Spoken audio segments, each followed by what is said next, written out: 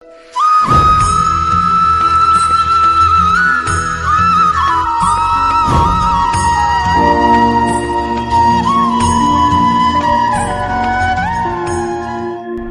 यदा हि धर्मस्य ग्लानिर्भवति भारत अभ्युत्थानमधर्मस्य तदात्मानं सृजाम्यहम् परित्राणाय साधूनां विनाशाय च दुष्कृताम् धर्म संस्थापनार्थाय संभवामि युगे युगे।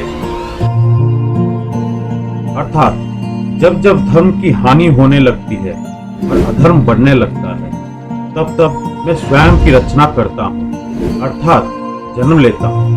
मानव की रक्षा, दुष्टों के विनाश और धर्म की पुनः स्थापना के लिए मैं अलग अलग युगों में अवतरित होता हूँ। ये श्लोक महाभारत में श्री कृष्ण जी अर्जुन को बताया था जब अर्जुन ने कुरुक्षेत्र में युद्ध करने से मना कर दिया। हिंदू धार्मिक ग्रंथों की मान्यताओं के अनुसार धरती पर बढ़ते पापों, धर्मों और अत्याचार को खत्म करने के लिए भगवान खुद संसार में अवतार के रूप में प्रकट होते हैं। कहा जाता है कि जब जब पृथ्वी पर कुछ संकट आता है तो भगवान अवतार लेकर उस संकट को दूर करते हैं, और उस संकट को दूर करने के लिए भगवान विष्णु अलग अलग युगों में अनेक अवतार भी लिए, जैसे मत्स्य अवतार। मत्स्य अवतार भगवान विष्णु का पहला अवतार है। इस अवतार में विष्णु जी मछली बनकर प्रकट हुए थे। वराह अवतार। इस अवतार में भगवान ने सुअर का रूप धारण करके हिरण्याक्ष राक्षस का वध किया था। कच्छप अवतार। इसमें भगवान विष्णु कछुआ बनकर प्रकट हुए थे। नरसिंह अवतार। इस अवतार में लक्ष्मीपति नरसिंह मतलब आधे शेर और आधे मनुष्य बनकर प्रकट हुए थे। वामन अवतार। इसमें भगवान ब्राह्मण बालक के रूप में धरती पर आए थे। और भी बहुत से अवतार हैं, जैसे परशुराम अवतार, श्री राम अवतार, श्री कृष्ण अवतार, भगवान बुद्ध और कल्कि अवतार। हम ये भी जानते हैं कि भगवान विष्णु कल्कि अवतार को छोड़कर बाकी सभी अवतार में अवतरित हो चुके हैं, लेकिन हमें ये नहीं पता कि कल्कि अवतार अवतरित ले चुके हैं या भविष्य में लेने वाले हैं। हिंदी धर्म के अनुसार सतयुग में भगवान विष्णु ने नरसिंह का अवतार लिया था। त्रेता युग में भगवान ने राम का अवतार लिया था, जबकि द्वापर युग में श्री हरि कृष्ण के रूप में अवतरित हुए थे, और कलयुग में काल का अंत करने के लिए भगवान विष्णु कल्कि का अवतार लेंगे। सभी युगों में भगवान ने अलग अलग अस्त्र और शस्त्र धारण किए थे, जैसे कि भगवान परशुराम फरसे का इस्तेमाल करते थे, श्री राम धनुष का, और वासुदेव कृष्ण सुदर्शन चक्र का इस्तेमाल करते थे। तो दोस्तों, क्या आपको पता है कि भगवान विष्णु जब कल्कि अवतार में जन्म लेंगे तो उनका अस्त्र शस्त्र क्या होगा? साथ ही हम ये भी जानेंगे कि कल्कि अवतार कब और कहां जन्म लेंगे, उनके गुरु कौन होंगे, और बाकी उनके पास कौन कौन सी दिव्य शक्तियां होंगी। सारे सवालों के जवाब मैं आपको इस वीडियो में देने वाला हूं, इसलिए वीडियो को अंत तक बने रहे, और वीडियो अच्छा लगे तो लाइक, शेयर, सब्सक्राइब करना मत भूलिएगा।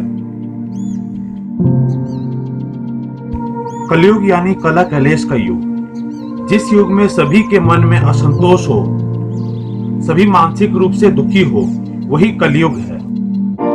हिंदू धर्म ग्रंथों में 4 युग बताए गए हैं: सतयुग, त्रेता युग, द्वापर युग एवं कलयुग। सतयुग में लोगों में छल, कपट और दंभ नहीं होता है। त्रेता युग में एक अंश अधर्म अपना पैर जमा लेता है।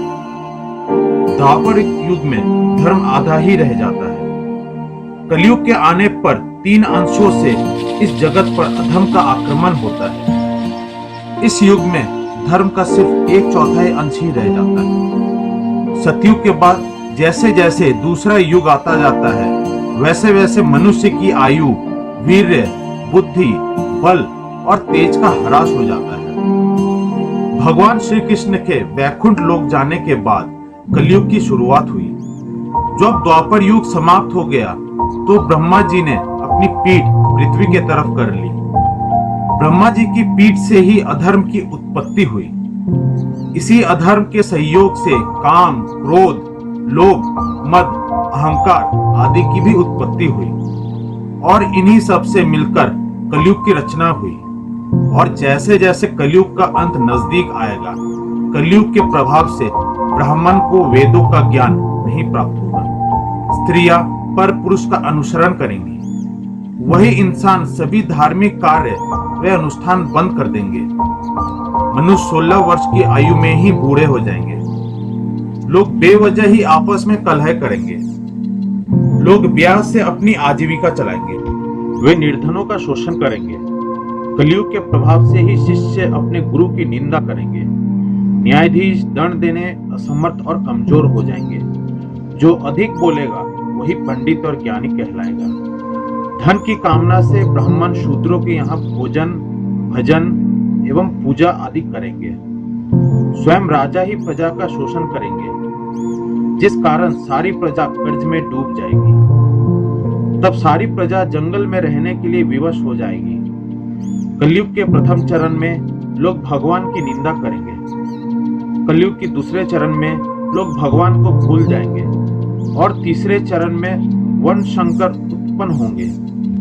चौथे चरण में लोग जाति, पाति, धर्म सब भूल जाएंगे। श्रीमद् भागवत पुराण के 12वें स्कंद में लिखा है कि भगवान का कल्कि अवतार कलयुग के अंत और सतयुग के संधि काल में होगा। शास्त्रों की माने तो राम और श्री कृष्ण का अवतार भी अपने अपने युगों के अंत में ही हुआ था।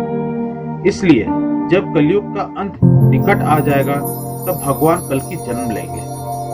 हमारे धर्म ग्रंथों में कल्कि अवतार से संबंधित एक श्लोक का उल्लेख किया गया है, जो ये दर्शाता है कि कलयुग में भगवान का कल्कि अवतार कब और कहां होगा और उनके पिता माता कौन होंगे। संबल ग्राम में विष्णुयश नामक श्रेष्ठ ब्राह्मण के पुत्र के रूप में भगवान कल्कि का जन्म होगा। ये देवदत्त नामक घोड़े पर सवार होकर अपनी तलवार से दुष्टों का संहार करेंगे। तभी सतयुग प्रारंभ होगा।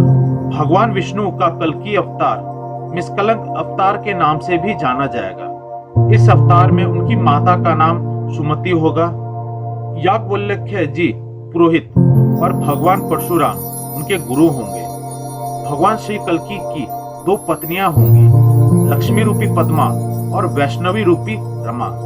श्लोक के अनुसार अभी कलयुग का कुछ समय ही बीता है, इसलिए अभी इस अवतार के होने में काफी समय है। अभी तो हम और आप केवल इंतजार ही कर सकते हैं कि कब कल्कि भगवान इस धरा के उत्पन्न में जन्म लेंगे।